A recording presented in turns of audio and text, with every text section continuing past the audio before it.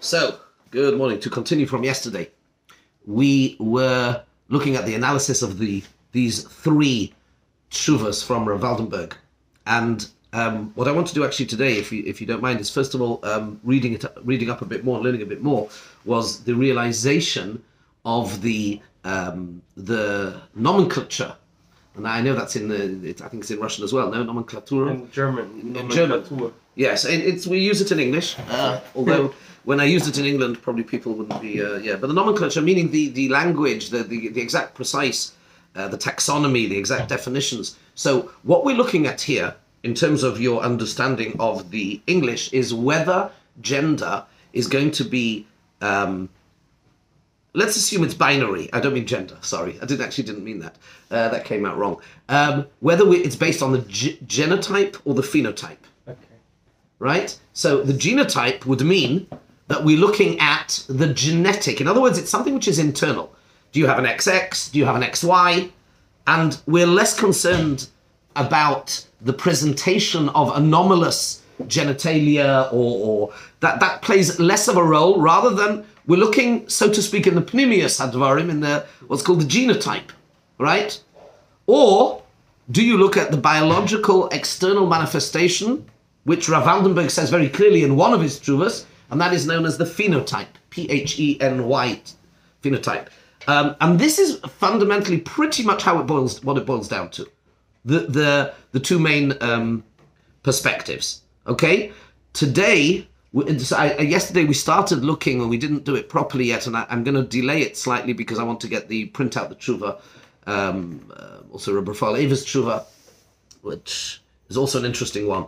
But today we're going to, what I've printed out here for you today is a few pages, which is a very, very good summary, and we bring in some of the other major league poskim, because as much as Rav Waldenberg was a Premier League, a senior posik, no doubt about it, but there are others.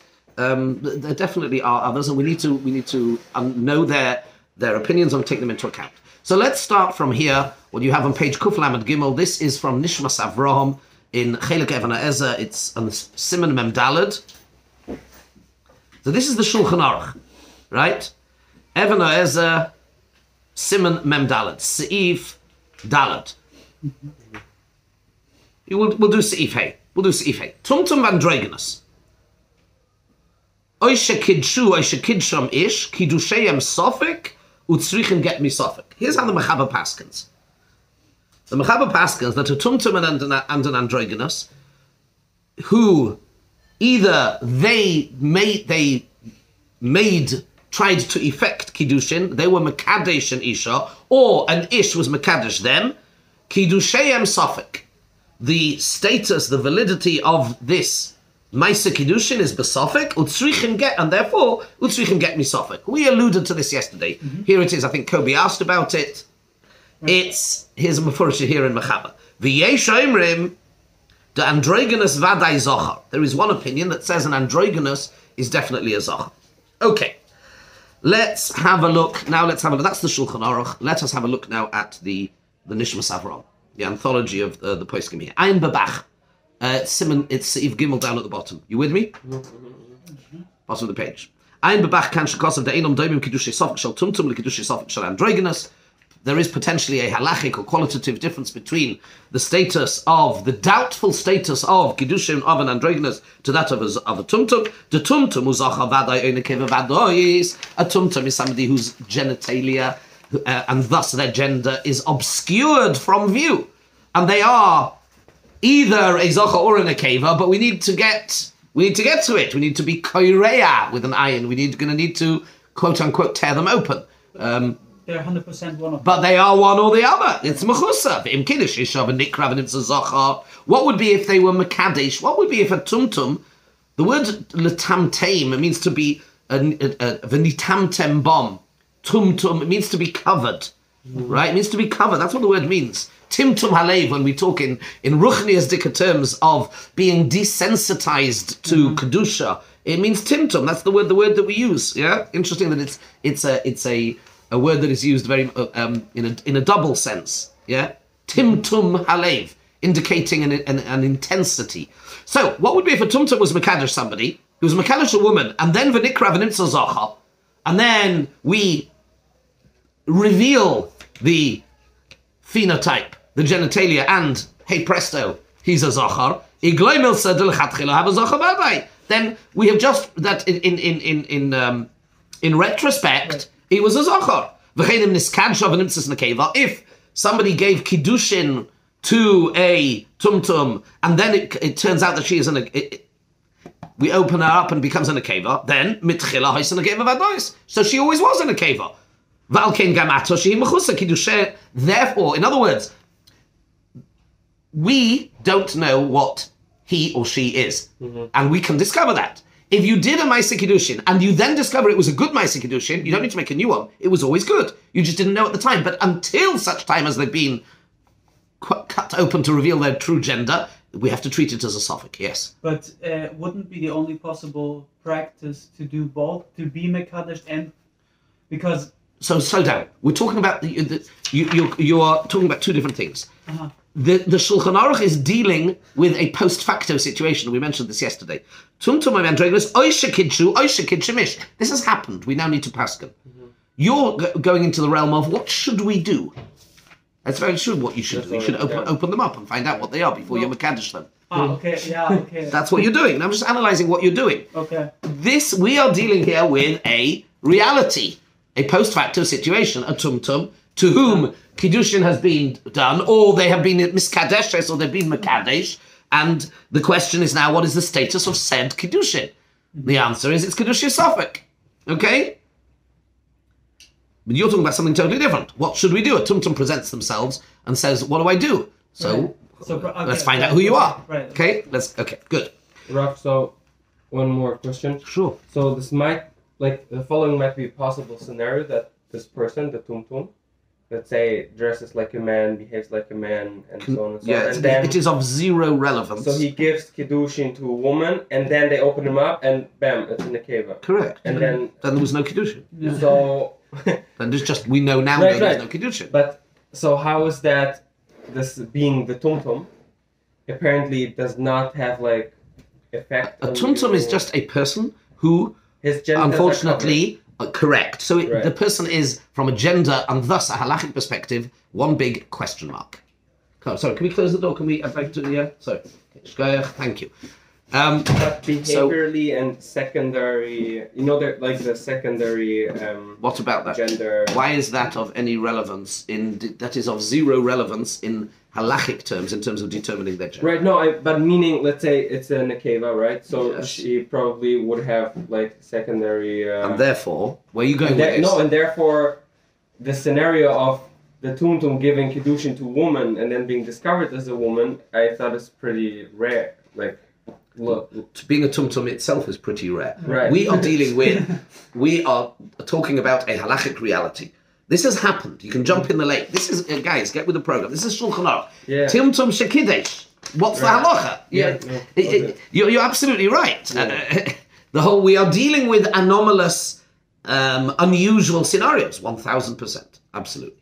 Yeah, that's what we're dealing with. So the question is, this happened. Now what? Right. So if we can open them up and find out.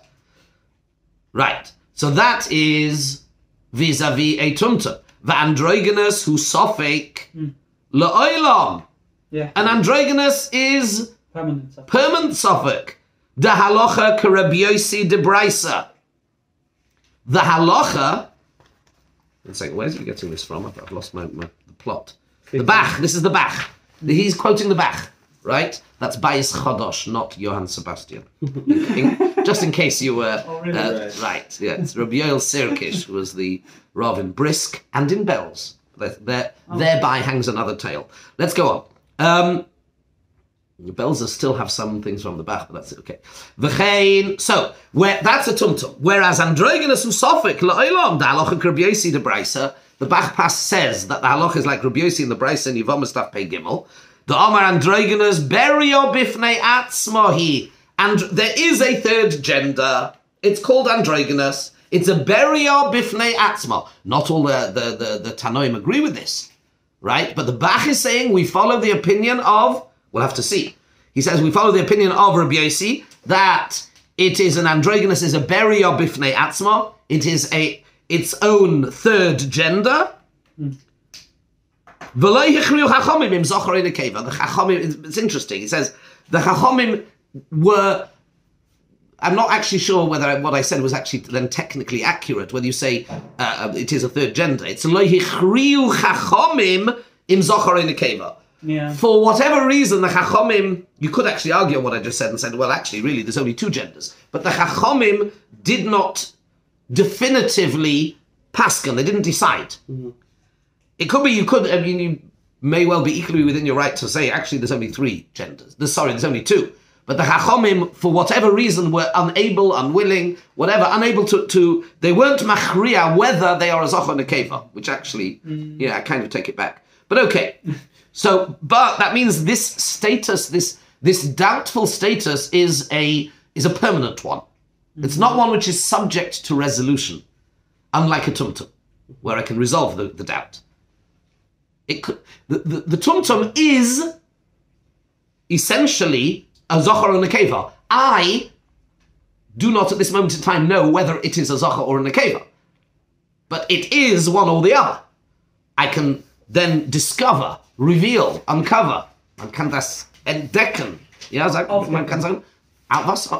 Entdecken is discover. That's what I mean. You discover whether they are I was right. No. Germans, yeah. Nicht aufdecken, entdecken. I will then discover, uncover, reveal. Man sagt nicht entdecken. Also? Aufdecken is reveal. So how can entdecken be discovered? Okay, we'll talk a little later. Oh, I thought I was showing off. That's what happens when I show off. I'll stick to my Muttersprache. No, you're right. I've just embarrassed myself on YouTube. It's good for the ego. I will stick to my Muttersprache. I get it. Next. Okay, that's the Bach. Pirush Reba Tosus Perika Orel.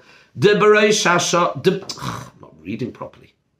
De Beria de Kamahocha Hainushu Sofek Kidakam Redon. Tosus says, the Re says in Yevamos, that when we say it's a Beria, it means it's a Sofek. Not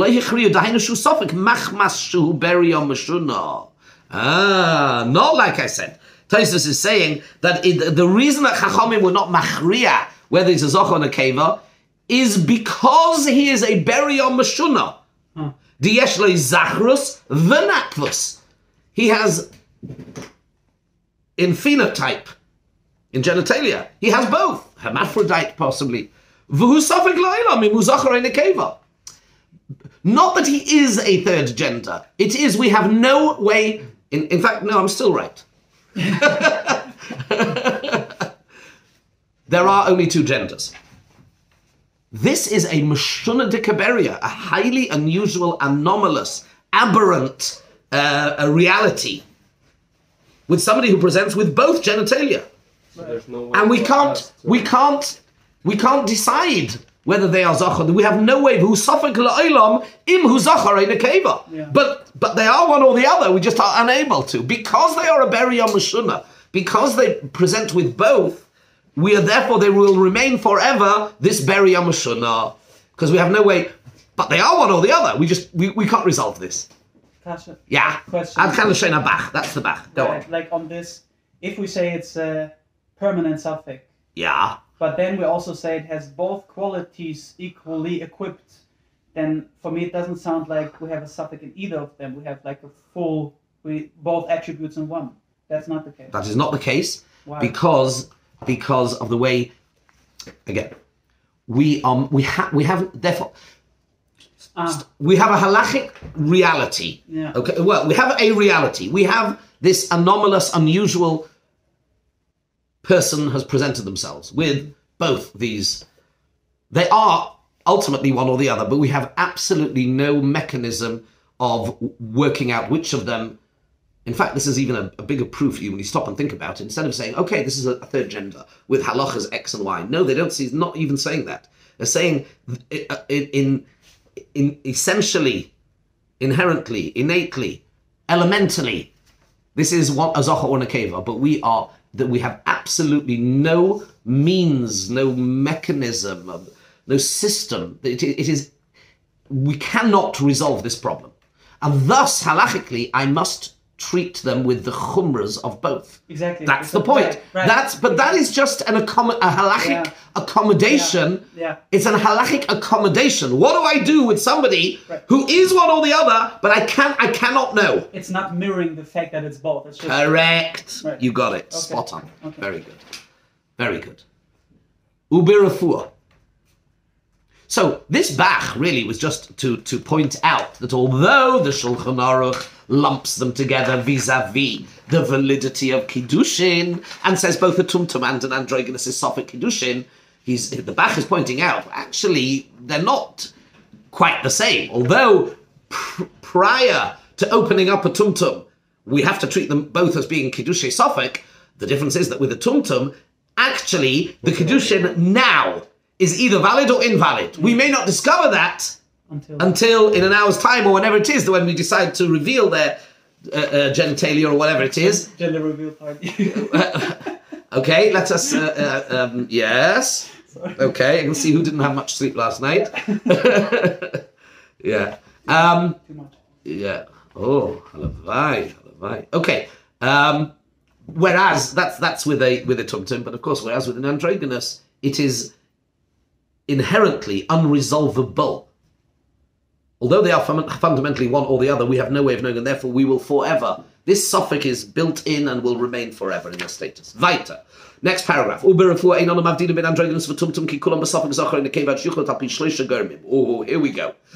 And when it comes to medical issues, we do not distinguish, we do not differentiate between an androgynous and tumtum. They are all treated as a suffix, zocher, and a keva until it is resolved and determined on the basis of three variables, three factors. Shleisha germim shedar koma magim lemaskonim hayelad uzocher in a keva.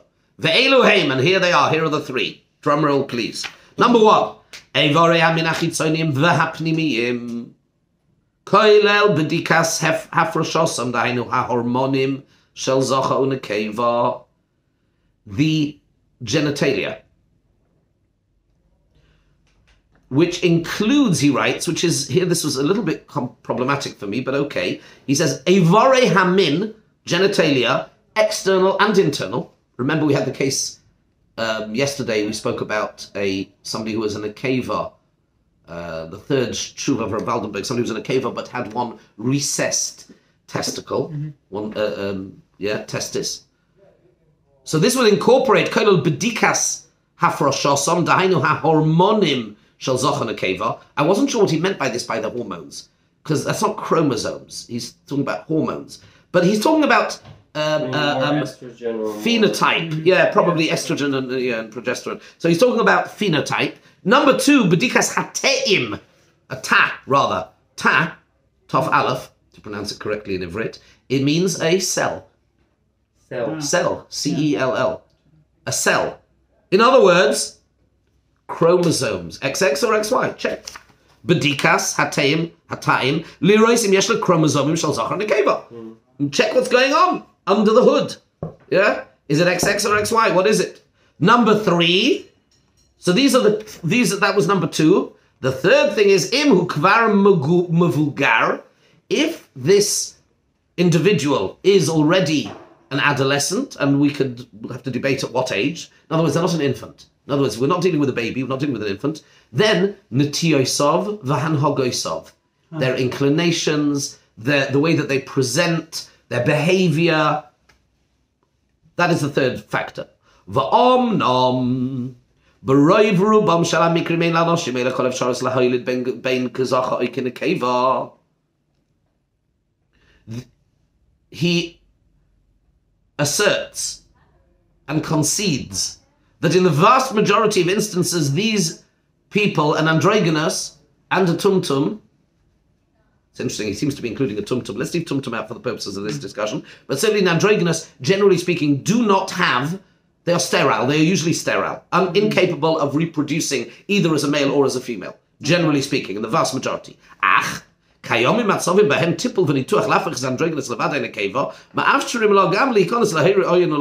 It is, however, medically and scientifically possible for in some cases, for surgically to assist an androgynous being to become a fertile female. Right. Yeah. V'ayin lekama. V'loi barurli, writes Rabbi Abraham, it is not clear to me, ma his kavnu Chazal k'shomra latumtum shehu sofek ad shenikra. He says, I'm not sure what it means that Chazal say that a tumtum is a sofek until such point as they are opened up to see. Did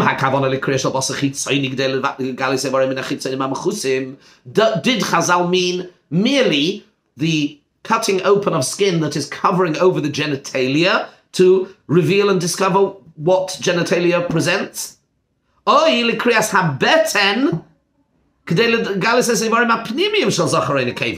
does it mean opening up the stomach, so to speak? Is there a womb? Is there a uterus? Are there ovaries? Etc. Which is not just, to be technical for a moment, not just a vagina, but are there fallopian tubes? Is there a uterus? Are there ovaries here? What's right? What Chazal say? He's questioning what do Chazal mean when they talk about, literally they use the word tearing, but it means opening up surgically to discover. What do they mean? Question mark. V'kosav li'agon Rabbi Shlomo Zalman Auerbach. That's how we have to say now. Rabbi Shlomo Zalman wrote to him as follows: Poshut hadavar. A tumtum,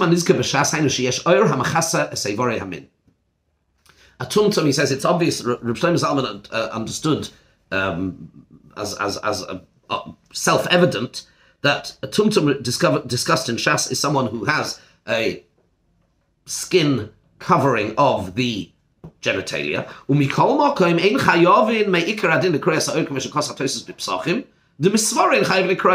However, there is no chiyuv to open up, to tear the skin, as Tosfos says in Psachim, the misvara ein chayiv likroya. Purely from a svara, as Tosfos says, you don't have an obligation to tear. Maybe let's have a look at I should have looked at this Tosfos last night. I didn't. I meant to, and then I forgot. Could you pass me a Gemara Psachim, please? Should have done this before. I apologize. Should have a Psachim there. Might be behind. There's some svarim there behind. Please.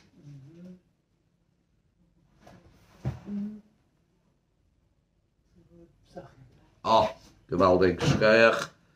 Thank you. Daf Chavches Amud Beis to a Maskell Oral.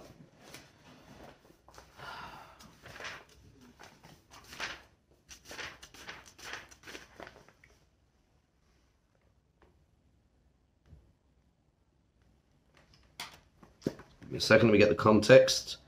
Right. Let me just, whilst I'm looking this up very quickly, could you suggest a reason why this would be relevant within the context of Maseches Psachim, please?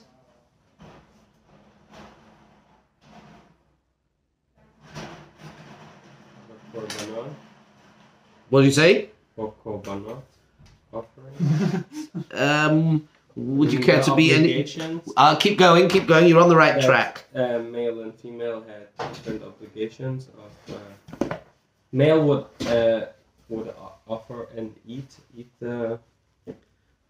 Come on, keep going. You're no. Yeah, so men would bring the korban pesach and eat from it, or I don't know if women would also eat from it, but they would. Yeah, women would also eat from it, but men would bring it, right? Meaning, men were part. Keep going. You started off very promising. Come on. There is a halacha, right, that an uncircumcised Jewish male. Right. We had that. Thank you. I'm sure you knew this. Kol orel lo yochal boy. An orel may not eat the korban, can't partake of the korban pesach. Well, no, you can be Jewish and be an orel. By the way, a shaila. I'm just going to throw out a shaila, which does come up in a kiruv context. And there's a lot of trubas about this. Maybe we could do a shir on this one day. Fascinating shaila. Not for now, but I'm just going to throw it out. I'm just going to mention it. It obviously does happen very often with secular Jews. Sometimes, thankfully, it's one of these strange phenomena which we should talk about maybe at some point, why it is that secular Jews still do bris milah. You would think the first, if you were somewhat secular, the first thing you would jettison would be the mutilation of your sweet 8-day-old baby. You would have thought, right?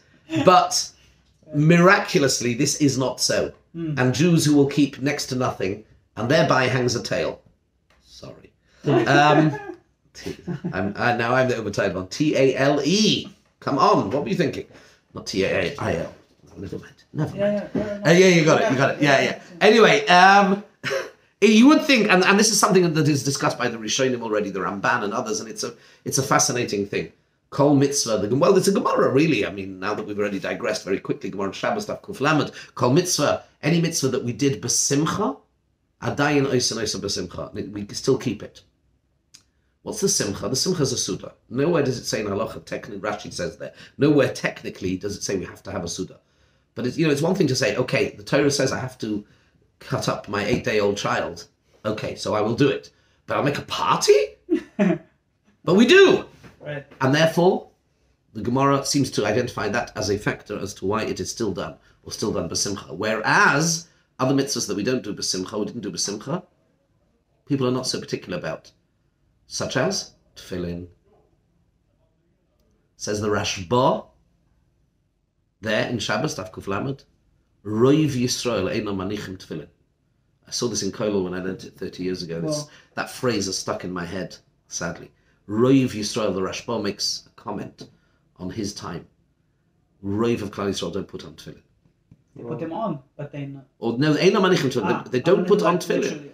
Whereas, I don't know what percentage of Jews still do bris milah, but it's pretty darn high, which is quite amazing in and of itself. However, we digressed. So the shaila I wanted to mention to you was, and it's a shaila I've had to paskin here a few times, which is when somebody who is becoming fruma or possibly for a kid and comes to shul and wants to have a bar mitzvah or be given an aliyah, but they are an orel. They are Jewish, but they are an orel. There is potentially an issue with calling up somebody who is an orel to the Torah. How we deal with it, not for now. I'm just throwing it out there. You should be aware there is an issue. Okay, let's go back. But min ha-Torah, Korban Pesach, you absolutely, kol orel lo yochal bai. It's a posuk. So, okay, now, what would be, says the Gemara, this is where the Tosfos comes in here. The Gemara says orel, and, one second.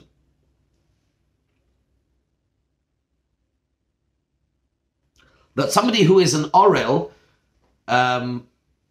possibly even not through his own fault.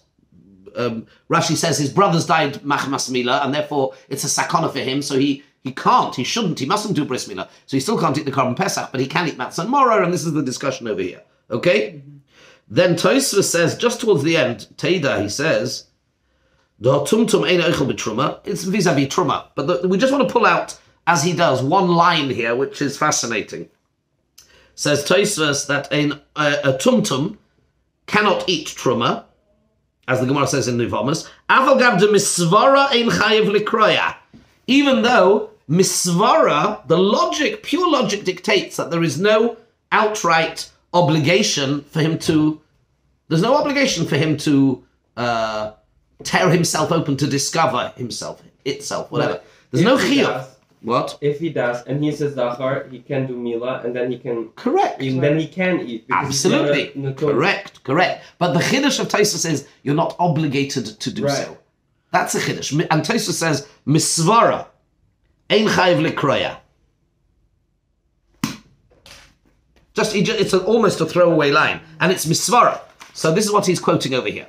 Okay? So Rabbi Shlomo Zalman, back to Rabbi Shlomo Zalman. Rabbi Shlomo Zalman says that to him it is obvious, it is self-evident that the tumtum referred to in Shas it's referring to somebody who has a flap of skin covering over the genitalia, and he's not mechuyev, there's no chiyav like Tosfos says, to uncover himself, and that is what a tumtum is.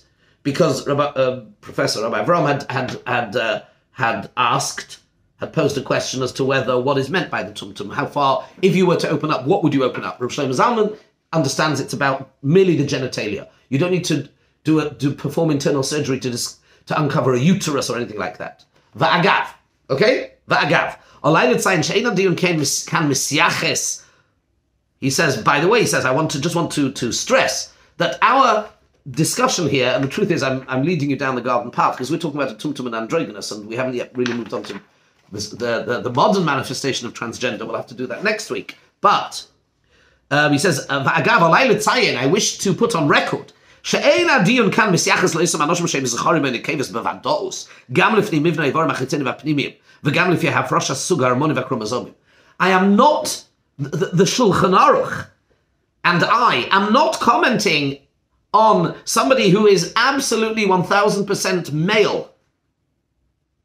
Genotype, phenotype, chromosomes, Behavior. hormones, no, everything. But, but because of for psychological considerations, they want to change their gender. Ki borur, unequivocally, he says, borur, she'ein behisnahagus unetias ha'odam bilevad k'dei letapel boi l'shanois minoi. He quotes one of the Trumas of Rav Waldenberg to say that this inclination and desire, notwithstanding any psychological stress the person may be undergoing, is not enough in order to get involved, in order l'shanois, right? That's important. We must remember, we're talking about somebody who is born as a tumtum or as an androgynous. Venerally, shemibchina refuas aleinu loden b'chala mikrim k'androgynous v'lei k'tumtum. Ki b'chulam kaim sofek gamachri psichos habeta. He says, it seems to me that in all situations we should judge these situations as an androgynous, not as a tumtum, because of all these cases, kaim sofek gamachri psichos habeta. Ki b'derech klal, because generally speaking, you will find when you open up an androgynous, you will find b'chulam kayomim evorim pnimiyim lo mefutachim gam zechorim gam nekevim. You will generally find that if you do open them up, that the internal organs will be undeveloped of both types, of both male and female, an undeveloped uterus, an undeveloped testes, etc., etc. V'arba deyos b'chazal agab androgynous. And here, I know this is a little detour, but I think it's a worthwhile one, because for us to clarify the status and the halacha of androgynous before we get into the other thing. There are 4 opinions in Chazal about androgynous. Okay? Number 1, Sofig Zocha, Sofig Nekeva. That's the first one. That's the Tanakama in the Mishnah in Bikurim, and Rabbi Yossi in the Gemara in Yevomus, in the Mishnah in Yevomus, and Rish Lakish in the Gemara. Identified here down here, note 20. That is opinion number 1. That an androgynous is a Sofig Zochar or a Sofig Nekeva. Opinion number 2, Beria bifnei atzma, v'lo hichriu bo chachamim im Zochar or Nekeva. It's not a Sofig Zochar or Nekeva. It is, and we'll have to see what the difference between these two are, but it is a distinct creature. And the chachamim were not machriya whether this creature, called an androgynous, is a Zochar or a Nekeva. There is something called an androgynous, which is a distinct category.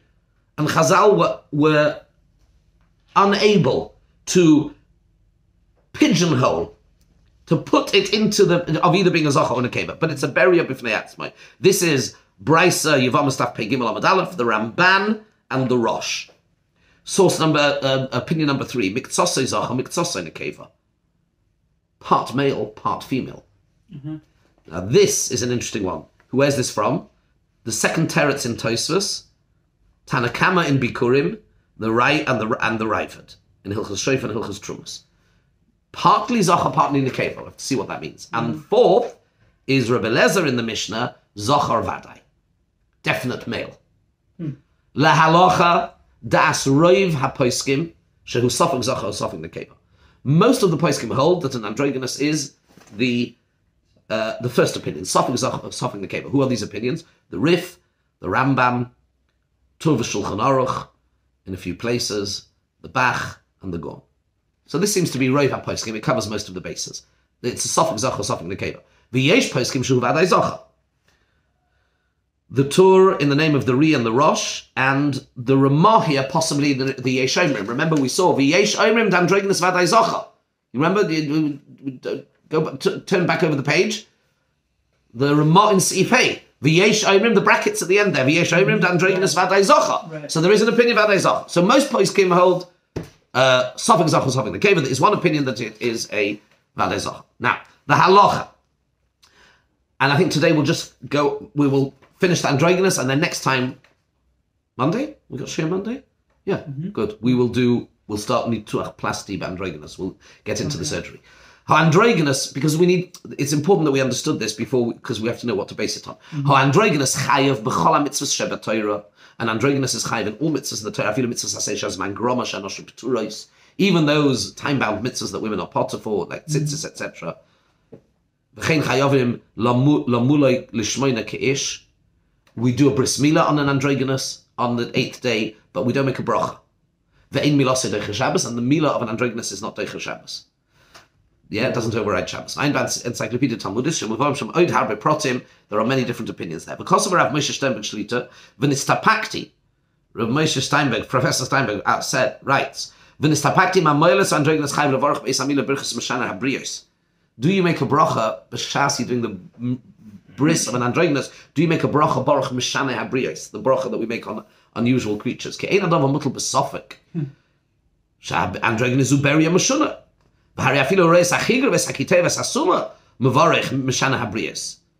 It could be a me'ika hadin, you would have to make a bracha even on a blind person. Androgynous, it's a mum, it's definitely a mum. Suffolk, okay. Adkan, so Shaila, by the way. Zman gadlusai, next paragraph, Zman gadlusai l'chiyav b'mitzvahs. When does an androgynous become bar bas mitzvah? It's when he is 12 and 1 day old k'nekeva, because he's a Suffolk nekeva. But the mitzvahs that the woman is potter for, he's only chayiv until he becomes 13 and 1 day. Because mimonashach, if he's a man, he's still a cotton. If he's a woman, he's potter. He cannot have yichud with a woman, but he can be miyachud with men. That's the halacha. Okay?